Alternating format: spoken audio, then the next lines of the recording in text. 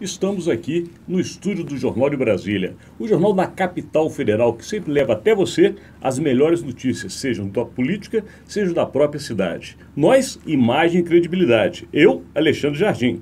Eu, Estevão Damásio. Eu, Rodolfo Lago. Então estamos aqui, episódio número 16. E essa semana, meus amigos, mais uma vez, fatos movimentam a cidade, a capital federal e nos levam a ter que comentar aqui também, né? Muita coisa acontecendo, principalmente na esplanada dos ministérios, que teve uma troca de cadeiras, uma mexida, o que se dizia há 2 semanas, inclusive de forma categórica pelo presidente da República, de que não haveria troca ministerial, 15 dias depois acabou acontecendo. E aí, Rodolfo, o que você tem para falar dessa mexida? Eu acho que a questão, a mexida que envolveu ali o Onyx Lorenzoni na Casa Civil era uma pedra cantada desde daquele episódio do assessor que pegou o jatinho para viajar de Davos, na Suíça, para a Índia, né? O presidente mandou demitir o cara, no dia seguinte o cara volta num outro cargo, aí é demitido de novo, um rolo danado. As funções do Onyx na Casa Civil já vinham sendo esvaziadas, né? Ele já tinha perdido a articulação política, daí perdeu também o plano de investimentos, né? O plano de... Então isso vinha sendo esvaziado, estava a pedra cantada de que ele poderia acabar deixando a Casa Civil. O que talvez tenha surpreendido um pouco foi a decisão de trocar, de tirar ele da Casa Civil, colocar no Ministério da Cidadania, tirando o Osmar Terra, que parecia um ministro que o presidente estável prestigiava por causa do combate às drogas, enfim, né? Isso acho que foi a maior surpresa, né? E a colocação de mais um militar, quer dizer, hoje o Palácio do Planalto é 100% militar, né? Mas acontece o seguinte, eu queria fazer uma observação antes de te ouvir também, Estevão. Porque a política, ela é tão dinâmica que muitas vezes você não consegue prever, e a gente aqui tenta fazer um exercício constante de previsão de fatos, analisando o que acontece, principalmente com relação à capital federal no que tange à política, mas há coisas que são imprevisíveis. Você lembrou bem, Rodolfo, um fato que aconteceu com um assessor direto do Onyx Lorenzoni, que era simplesmente um homem de confiança dele, mas que cometeu um erro de ir até a Índia usando um jato da FAB, ao invés de um avião de carreira. Isso iniciou um processo que fez uma mudança enorme. Por que enorme? Porque, de fato, agora o Palácio do Planalto, se a gente pode dizer dessa maneira, virou um QG das Forças Armadas. Porque, além do presidente da República ser um capitão da reserva, nós temos agora 3 generais... Os 3 principais assessores, né? Nos comandos estratégicos. O que você tem a dizer sobre isso, Estevão? Eu acho, Alexandre, Rodolfo e você que está nos acompanhando, que, por um lado, o presidente Bolsonaro ganha em organização, em minúcias, em planejamento, em cumprimento de metas, porque está cercado de oficiais, né, das Forças Armadas que zelam por essa organização. Por outro lado, ele não resolve um problemão que ele ainda tem, a articulação política, né? Ele desmontou todo aquele processo que marcou a Casa Civil como um elo com o Congresso Nacional, desde as gestões petistas, principalmente sob o comando do ex-ministro José Dirceu, mas ele ainda não tem um articulador político. Por outro lado, eu entendo que o Onyx Lorenzoni não perdeu prestígio com o presidente, pelo contrário. Se ele tira o Onyx Lorenzoni, transfere para o Ministério da Cidadania, que sob o guarda-chuva da pasta tem programas sociais como Bolsa Família, se o Onyx Lorenzoni conseguir dar uma melhor gestão, maior visibilidade a esses projetos, ele pode ganhar muita projeção política. Inclusive foi pensado então, que... esse desprestígio, entre aspas, não aconteceu. Não aconteceu, pelo contrário mesmo, até porque ele estava cotado até para ir para uma outra pasta extremamente importante, que era a pasta da educação. Sim. Diante das crises que o Weintraub também está vivendo. Agora, o que é muito interessante neste assunto, e você chamou para a questão da articulação política, e me faz pensar o seguinte... o presidente, depois de 1 ano de governo, ele já começa a mostrar mais claramente como é que ele trabalha, como é que ele funciona. O grande articulador político do governo se chama Jair Messias Bolsonaro. Se você reparar bem, nesse último ano, todo mundo que pôde em algum momento fazer articulação foi tirado. É verdade. E quem dá as cartas, no final das contas, é ele.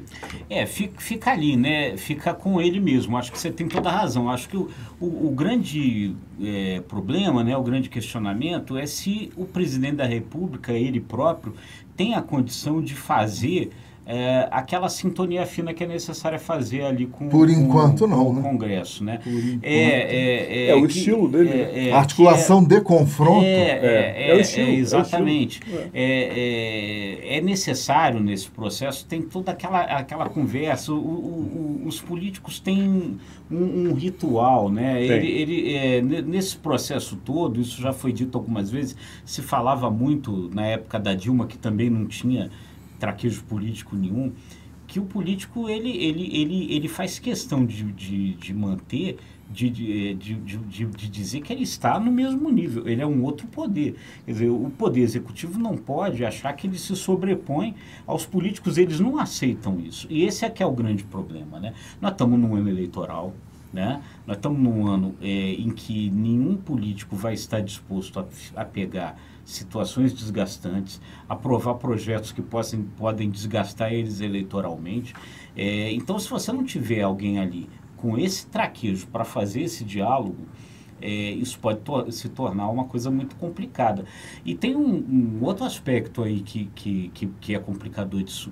O comando na mão do Rodrigo Maia, que já mostrou que é uma pessoa independente do governo, né, que tem um projeto claramente colocado, de ser ou colocar uma opção de centro na disputa de 2022. O Rodrigo Maia pode criar imensas dificuldades.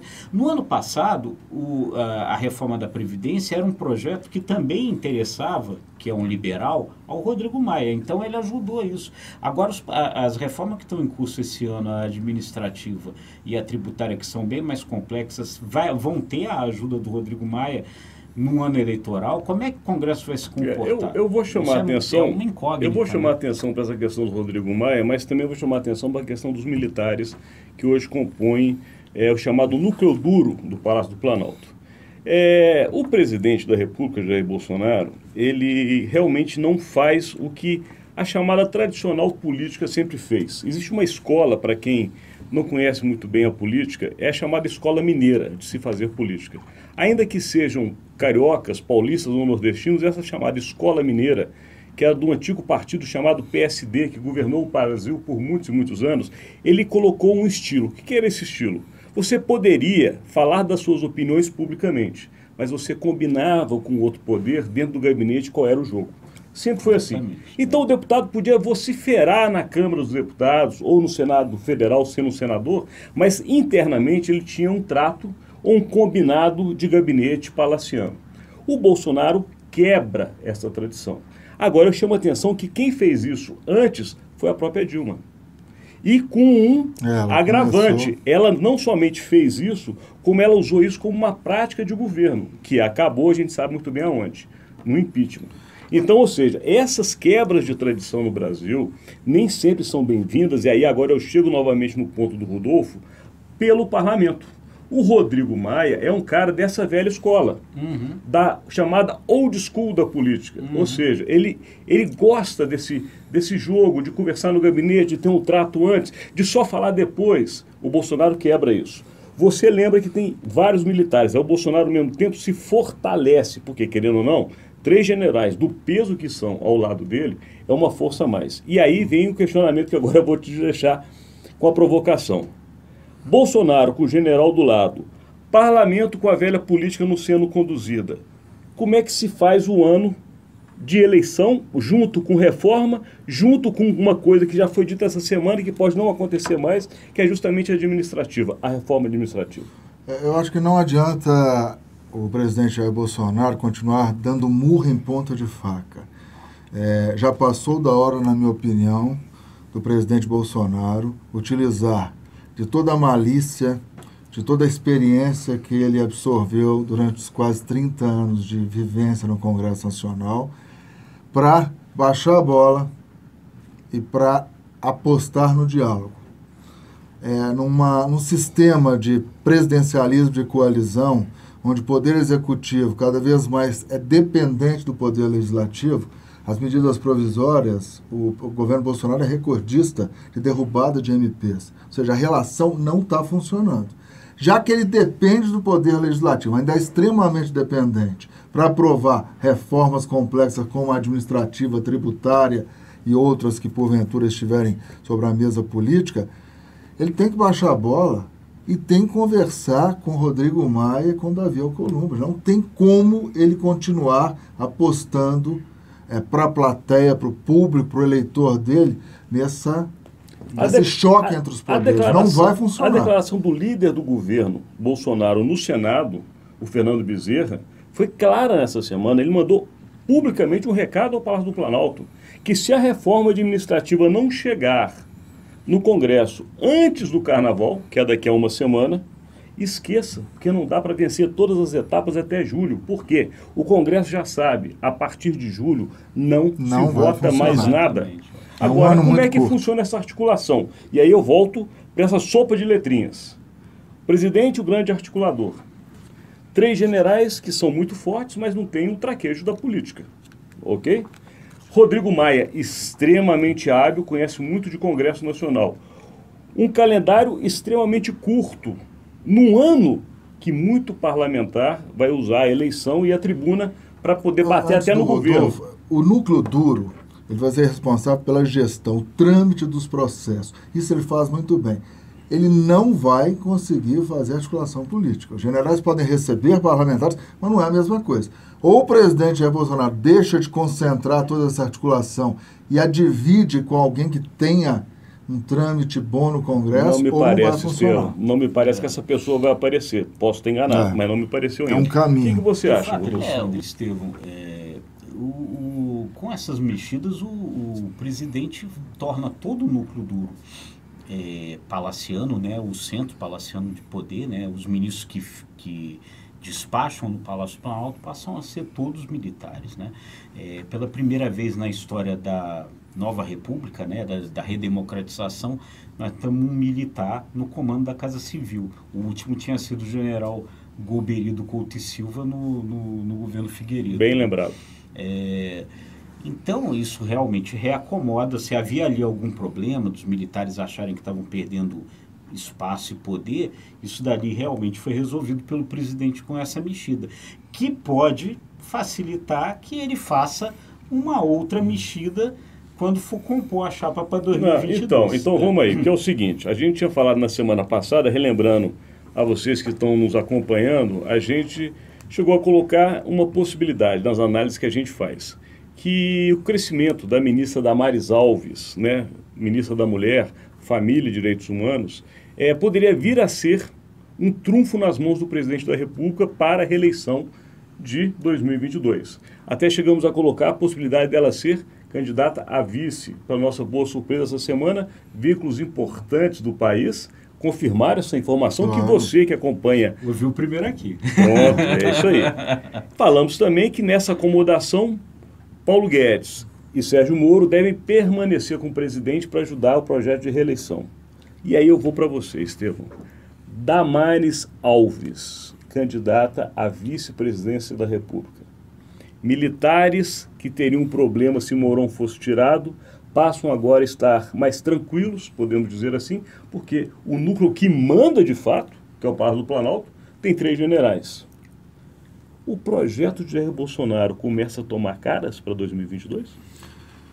Alexandre, eu acho que ainda é muito cedo. Nós somos muito felizes, ao mesmo tempo tivemos a cautela, né, de analisar cenários. É um cenário importante, Damares está despontando como uma ponta de lança para quebrar o domínio petista da esquerda no Nordeste, já que ela tem um discurso conservador e muito religioso, abrangendo boa parte da população nordestina, especialmente a população de baixa renda.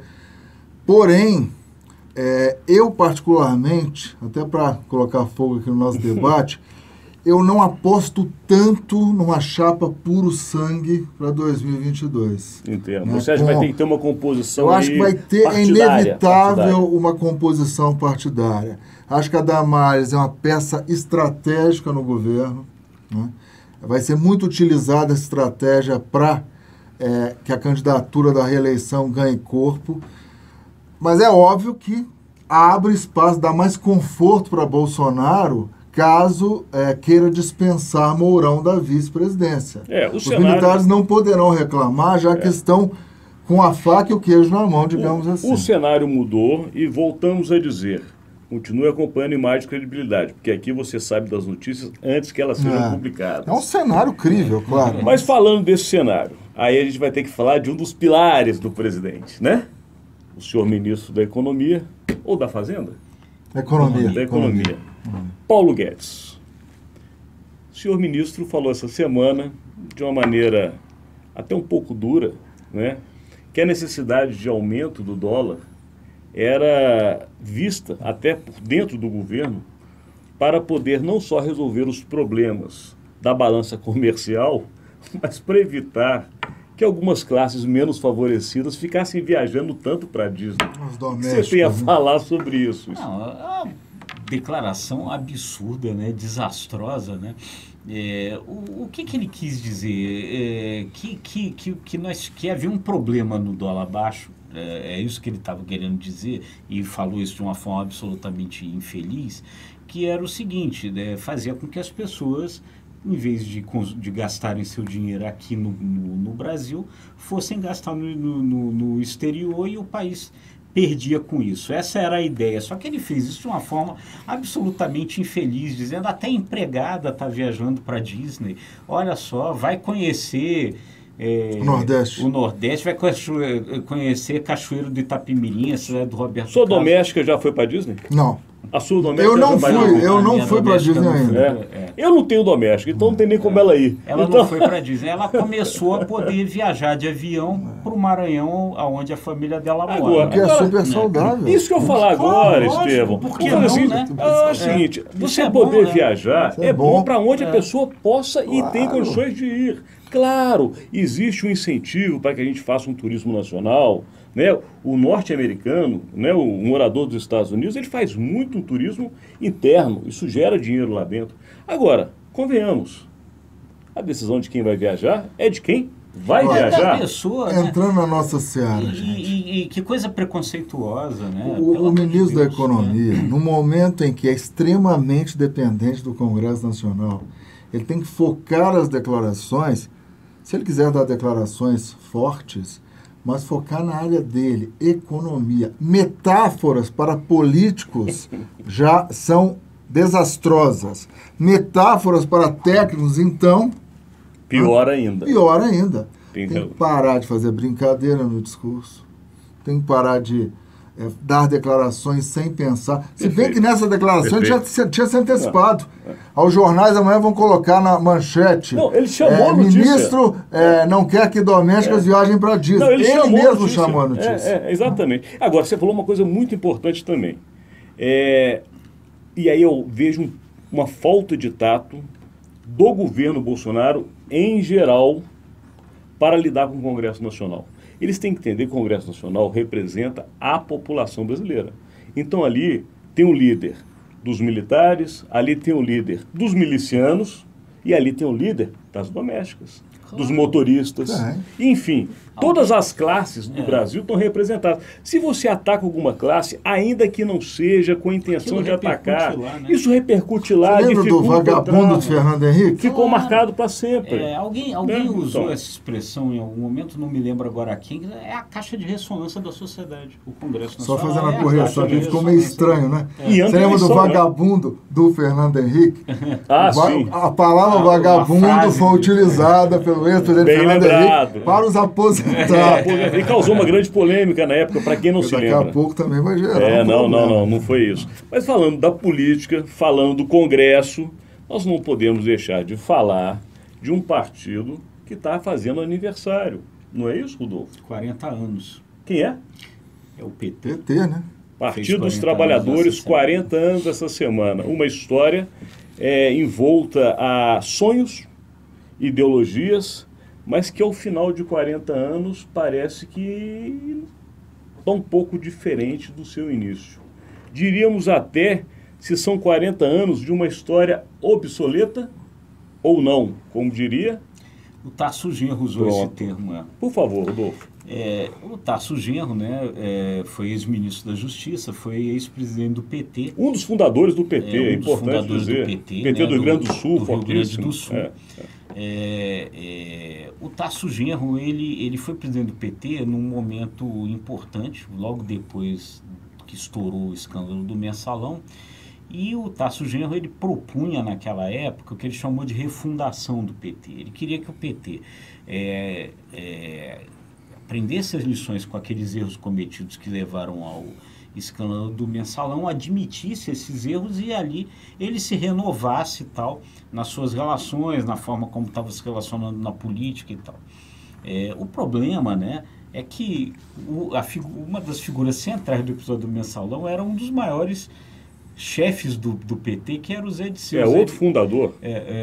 O Zé Disseu não permitiu que esse processo proposto pelo Tarso Genro avançasse. Depois o Lula conseguiu se recuperar, né, foi reeleito e tal, e essa ideia da refundação foi esquecida, mas ela certamente é o nascedouro dos problemas que o PT passou a ter. Quer dizer, se o PT ganhou uma pecha mais tarde aí em parte da sociedade, de partido envolvido com corrupção, de partido envolvido com problemas e tal, isso foi porque talvez não tenha feito essa refundação que o Tarso Genro propunha. E ele nesse artigo, ele escreveu um artigo para o UOL, onde ele usa esse termo, né, que o PT está obsoleto. Ele associa uma segunda coisa que realmente é importante. O que ele diz é o seguinte, é que o PT e os outros partidos de esquerda também, eles não se prepararam, eles não têm solução para a revolução que aconteceu no mundo, que mudou completamente as relações de trabalho, né?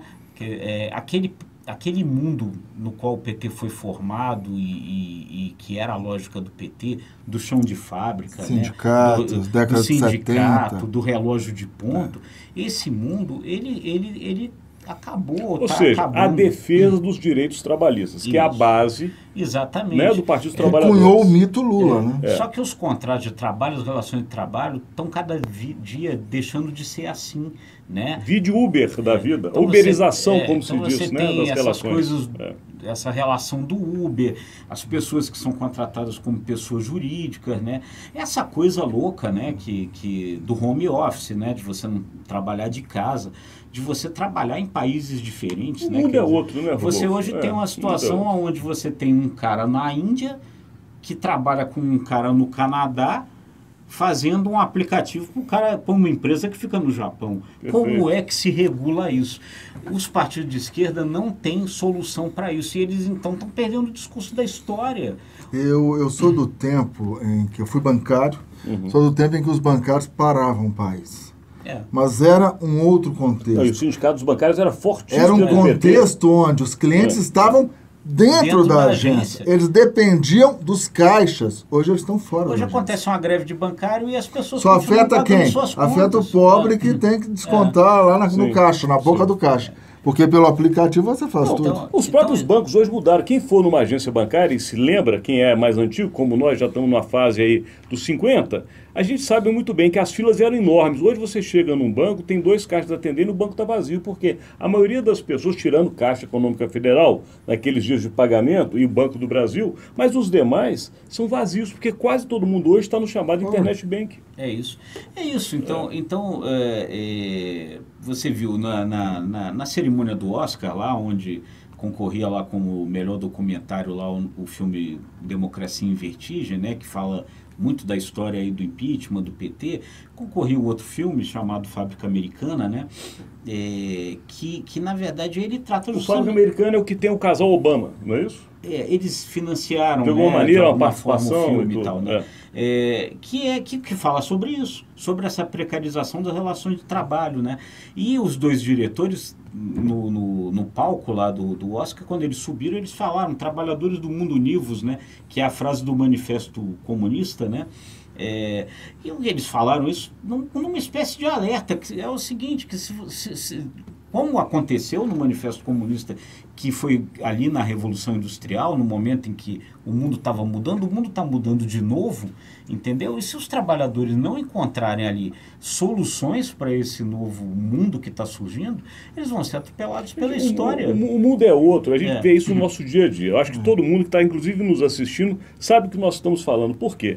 A uberização é a mesma coisa que a gente vê hoje, as bicicletas levando comida, o iFood da vida, o Rap e outros. Ou seja, estas pessoas trabalham, têm renda, mas elas não existem no chamado mundo trabalhista, das leis e legislação trabalhista. Eles são todos autônomos. Em relação... E aí, se você não enxerga num sindicato, não enxerga num partido de trabalhadores, o amparo ou a solução para isso... Ou até a necessidade dele existir, porque você fala que não tem Você parte para outra. E esse é que é o grande dilema. Eu acho que a história do PT, obviamente, tem que ser respeitada, até para a democracia brasileira, para a reconstrução ou construção da democracia brasileira. Porém, eu acho que é uma obsessão quase, digamos, é uma obsessão mesmo pelo poder, né, pela manutenção do poder. Acho que acabou destruindo os valores e a missão daquele partido fundado na época da ditadura militar. Eu vou te dar uma frase que é bom a gente guardar, e você que está em casa também, eu ouvi e achei perfeito. O poder atrai as piores pessoas e corrompe as melhores. Então, essa máxima do poder é terrível, porque o PT, de fato, se você olhar, e aqui a gente não está fazendo nenhum tipo de juízo de valor, se é a favor ou se é contra, muito pelo contrário, nós somos jornalistas. Mas o PT, que iniciou, era um partido que tinha uma ideologia, tinha um princípio, tinha uma coerência. Se você que a gente se lembra como repórteres, a gente ia aos gabinetes dos petistas, era um gabinete simples, era um comportamento simples, até simplório diante do que o Congresso Nacional era. Essas mesmas pessoas, após a chegada do PT ao poder, mudaram o seu estilo, os seus gabinetes, ou seja, elas foram de alguma maneira contaminadas. Foi a ilusão do poder perpétuo, isso. Alimentado por uma casta dentro do partido. Acho que é assim. Então, de qualquer modo, né, acho que é bom a gente também pontuar, por outro lado, que o PT é, sem dúvida, ainda o grande contraponto dessa guinada para a direita que se deu. É um partido importante, né? Quando se fala em direita, forte. Quem está do outro lado é o PT. Exatamente, né? A polarização continua sendo essa, especialmente porque o Lula também é uma personalidade importantíssima, né? Teve com o Papa, né? Essa semana, né? Não é para pouco, não é para muita gente, isso é para poucos. Exatamente, o Papa não recebe qualquer um. Então isso mostra que ele ainda é uma personalidade importante. Agora, e ele próprio, né? A gente já comentou isso algumas vezes, acho que o próprio Lula está percebendo a necessidade. Tem alguns movimentos que parecem mostrar que ele está percebendo talvez a necessidade de uma alteração um pouco nesse discurso da radicalização, que talvez ele perca de novo se mantiver esse discurso. Enfim, eu acho que isso também precisa ser observado aí com relação ao Lula e ao PT, né? O que você acha, Estevam? Eu lanço uma pergunta, né? Será que, com todos esses ensinamentos, essas lições desses 40 anos do PT, o partido vai ter a maturidade política suficiente para, de repente, abrir mão de ser cabeça de chapa na eleição de 2022? Falou, né? Abrir espaço para outros nomes da esquerda, como governador do Maranhão, Flávio Dino? É importante. Eu vou até tentar ter a pretensão de concluir com um trecho que eu assisti no filme Democracia em Vertigem. Eu resolvi assistir, até porque foi indicado pelo Oscar, não vou fazer nenhum julgamento de valor sobre o filme, mas vou pensar dele uma declaração de Gilberto Carvalho. Gilberto Carvalho, para quem não se lembra, foi um homem forte do governo do PT, é um dos fundadores do PT, uma pessoa que está enraizada em toda a história do PT, um amigo pessoal do ex-presidente Lula. E num determinado momento do filme, ele sendo entrevistado, inclusive, ali naquela Praça dos Três Poderes, ele faz um comentário sobre por que o PT tinha se distanciado das suas bases, ou seja, por que o PT tinha mudado o comportamento. E ele usou um termo que me chamou a atenção, que o PT tinha sempre um pé dentro dos movimentos sociais e outro pé dentro do governo e da política. E que o PT esqueceu o pé dos movimentos sociais e cuidou muito só do momento político. E isso que foi o que havia feito com que o PT se transformasse negativamente e desse o problema que deu. Então, talvez, meus amigos, se o PT tiver o que você disse agora, Estevão, a humildade de entender que ele tem que fazer um retorno em cima do que o próprio Rodolfo falou, numa história de refundação, talvez o PT consiga, de fato, fazer novamente uma história no Brasil, porque é um partido importante. Portanto, se ele, de fato, tiver essa humildade, as coisas podem mudar. Terá?